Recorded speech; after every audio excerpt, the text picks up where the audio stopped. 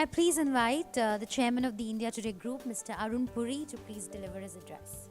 Good evening, everyone. I welcome you all to the 5th edition of the Business Today Yes Bank SME Awards.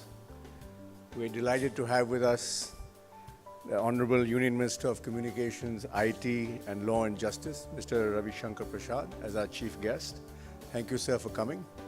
I know what a hard-working government you are, so difficult for you to find time, but thank you for being here, sir.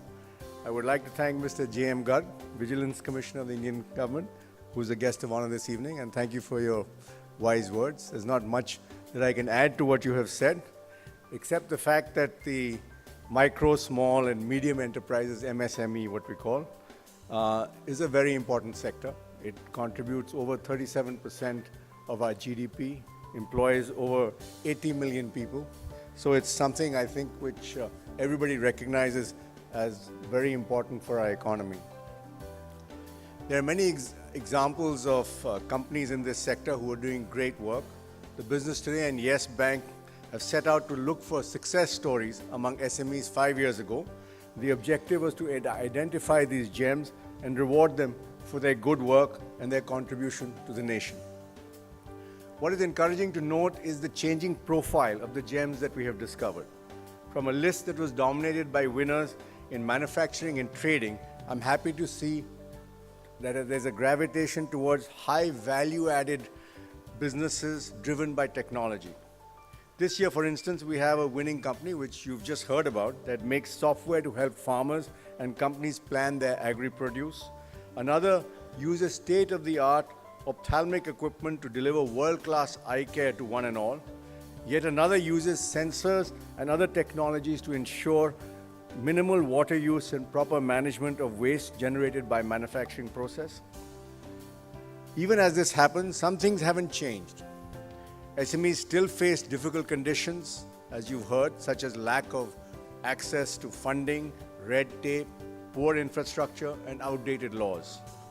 While we're all too familiar with such problems, and there are reasons to be positive because there are some changes I think are in the offing, all of us know that the NDA government is giving to the emphasis the NDA government is giving to the entrepreneurial class and SME business. This was best captured in the budget proposal to set up a 10,000 crore venture capital fund. There are also other trends, although the World Bank in its Doing Business 2014 report ranks India as 134 among 189 countries, which is not very good, as you can see. But I think that this government is very aware and working very hard to change these rankings. But India ranks quite well in other parameters: ease of filing financial and other information, out-of-court settlement, and debt recovery procedures, and increasingly the use of internet in the daily business. The last factor, which I think you've also heard about, could well become a big advantage for India. We already have 200 million people accessing the internet, with some 5 million being added every month. With resource-frugal SMEs embracing it wholeheartedly, there are big efficiencies to be had. The nominees of the BT Yes Bank Best SME Awards present here today symbolize the fighting spirit of India's SMEs, and they deserve every bit of recognition they get.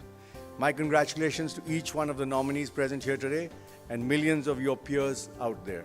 Finally, SMEs will undoubtedly play a critical role as India struggles to overcome its recent growth problems and return to its days of stellar growth.